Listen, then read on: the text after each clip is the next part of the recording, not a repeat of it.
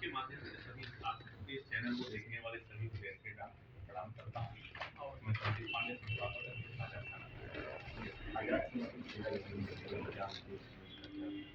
आजाद सनातन सेना का एकमात्र उद्देश्य है सनातन संस्कृति की रक्षा करना और वर्तमान स्थिति में जो हमारा भारतवर्ष है यह खंडित न हो, इसके लिए आजाद सनातन सेना कार्य कर रही है।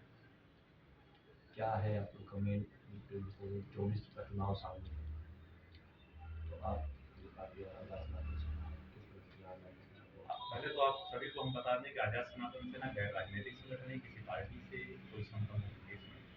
और आजाद सनातन सेना आज जो प्रेस वार्ता बुलाई हुई है, यह आगामी 10 मार्च को यानी परसों के दिन हम लोग एक सनातन समागम का आयोजन करा रहे हैं, जिसमें हम लोग 551 लोगों को श्री रामचरितमानस से सम्मानित करेंगे।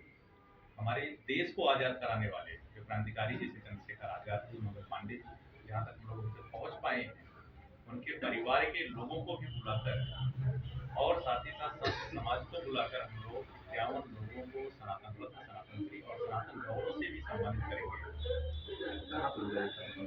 यह कार्यक्रम तिलक पैलेस टेढ़ी प्रातः 10 बजे से होगा, जिसमें अगर मुख्य रूप से देखा जाए चंद्रशेखर आजाद जी के प्रपोज के रूप में श्री अमित आजाद तिवारी जी, मंगल पांडे जी के प्रपोज डॉक्टर नीरज पांडे जी, अयोध्या के महापौर माननीय श्री गिरीश त्रिपाठी जी, अयोध्या हनुमानगढ़ी के महंत श्री राजू दास जी महाराज, श्री सूरज दास जी महाराज छोटे योगी, कामाख्या धाम से इंद्रेश कौशिक जी महाराज, अम्बेडकर नगर से मुनि फलहारी बाबा सहित काशी, मथुरा, आपके उज्जैन, हरिद्वार से टोटल जो है 50 से अधिक संत महात्माओं का आगमन हो रहा है। कथावाचक में भी काफी लोग हैं, जयपुर से अनिता मिश्रा जी हैं। इस तरीके से 50 से ज्यादा संत महात्माओं का आगमन हो रहा है इस कार्यक्रम। तो सर ये संस्था कितनी पुरानी है और कहाँ है भारत में? हमारी संस्था बहुत पुरानी नहीं है। 18 जनवरी 2024 को संगठन का अपने संस्था का रजिस्ट्रेशन हुआ है और यह पहला कार्यक्रम है आपके जनपद में। और रही बात पूरे भारत में, तो पूरे भारत में 8 स्टेट में आपका संगठन या आजाद सनातन सेना पहुंच चुका है। और उत्तर प्रदेश में मुख्य रूप से अगर देखा जाए मिर्जापुर, भदोही, बलिया, सुल्तानपुर, प्रतापगढ़, लखनऊ, जौनपुर सहित पूर्वांचल के जो है 12 से 15 जिलों में हमारा संगठन बहुत सक्रिय रूप से कार्य कर रहा है।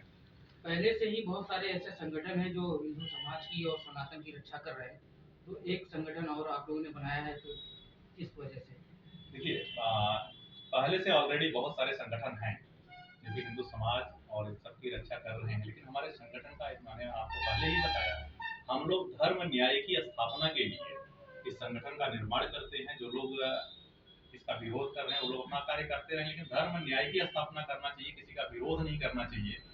तो हम लोग इसके लिए खासतौर पे यह कार्य कर रहे हैं। और 10 तारीख को ही एक चीज और हम लोग कर रहे हैं, 7 बिंदुओं पर हस्ताक्षर अभियान चला रहे हैं। जो छोटा सा लक्ष्य हम लोग लिए हैं कि 1,51,000 लोगों का हस्ताक्षर कराकर महामहिम राष्ट्रपति, माननीय प्रधानमंत्री भारत सरकार, महामहिम राज्यपाल उत्तर प्रदेश और माननीय मुख्यमंत्री उत्तर प्रदेश शासन को हम लोग एक ज्ञापन देंगे कि 7 बिंदुओं पे 1,51,000 लोगों का हस्ताक्षर कराकर हम लोग यह मांग कर रहे हैं कि इस पे अमल किया जाए और इस पे कार्य किया जाए। बिंदु 7 क्या क्या? पहला बिंदु हमारा है श्री रामचरितमानस व श्रीमद् भागवत गीता को राष्ट्रीय ग्रंथ घोषित किया जाए।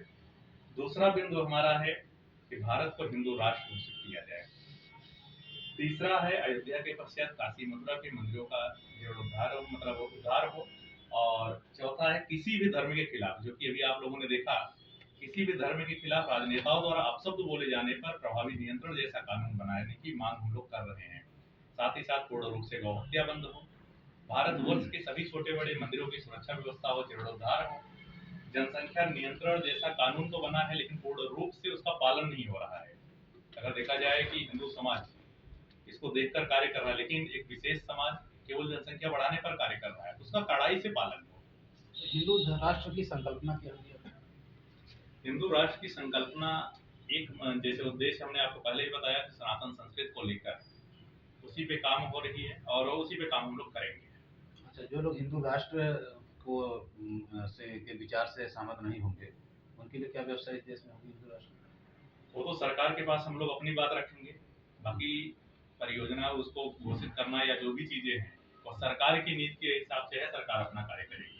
एक दिवसीय कार्यक्रम होगा जौनपुर में या नहीं, एक दिवसीय कार्यक्रम होगा इसके बाद हम लोग एक कार्यक्रम और रखे थे आजाद सनातन सेना के तत्वाधान में ही 23, 24, 25 मई को पंडित धीरेन्द्र शास्त्री जी का आगमन हो रहा था 3 दिवसीय कथा का। लेकिन चुनाव को देखते हुए यह कार्यक्रम जून महीने में होगा। जिस तरीके से और जगह जो है ईसाई मिशनरी जो है धर्म परिवर्तन करा रही है, इसको रोकने के लिए क्या आप लोग कुछ अभियान चलाएंगे? बिल्कुल चलाएंगे। ईसाई मिशनरी को रोकने के लिए आप लोगों को अगर ज्ञात होगा 6 जुलाई 2024 को मैं जेल भी गया था, जो कि सरैया नेवड़िया थाना अंतर्गत सरैया में एक घटना घटित हुई थी, जिसमें हम लोग जेल भी गए थे, 2-3 दिन जेल में भी रहे हैं। हमारे कुछ साथियों का सर भी फटा था। उस समय की तत्कालीन सरकार द्वारा एक दबाव बना के परमिशन देकर उसको परमिशन कैंसिल कराया गया था। हम लोग सुंदरकांड का पाठ करने गए थे वहाँ पे। अच्छा सर, गो हत्या बंद करने का कार्यक्रम आपके एजेंडा में है, और अमूमन मीडिया रिपोर्ट्स में यह देखने को मिलता है कि जो बीफ एक्सपोर्ट्स हैं, इसमें ज़्यादातर जो है सो कॉल्ड हिंदू समाज के लोग इन्वॉल्व हैं। बिल्कुल है, क्योंकि देखिए अगर देखा जाए कि हिंदू समाज के लोग से ही सनातन को सबसे ज्यादा खतरा है। लोग भले बोलते हैं, अभी आप स्वामी प्रसाद मौर्य को देख लीजिए, वो भी तो हिंदू ही है, सनातनी ही है, वो तो अपने आप को बौद्ध बताते हैं। सनातन के घटक हैं। बौद्ध, जैन, सिख, ये सारे जितने भी धर्म हैं सब जो है सनातन के घटक हैं।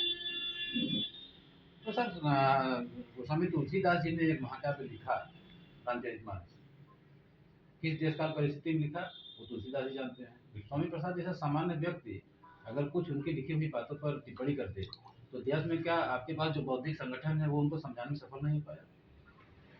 ये पहले का क्या था मैं नहीं बता सकता हूँ, बट इतना मैं जरूर कह सकता हूँ कि जिस दोहे को, जिस चौपाई को लेकर स्वामी प्रसाद मौर्य ने कमेंट किया था कि ढोल गमार शूद्र पर सुनारी सकल ताड़ना के अधिकारी, अगर देखा जाए तो उनको यही नहीं पता था कि ताड़न शब्द का मतलब क्या दिए थे तुलसीदास जी। उनका सीधा था कि अपने देख रेख में रखना चाहिए, इस पे हमेशा निगाहें केंद्रित करके रखना चाहिए। क्योंकि अगर इनको केंद्रित नहीं किया जाए, जैसे ढोल की बात है, ढोल को अगर हम सही से इसकी नाल को अगर टाइट नहीं करें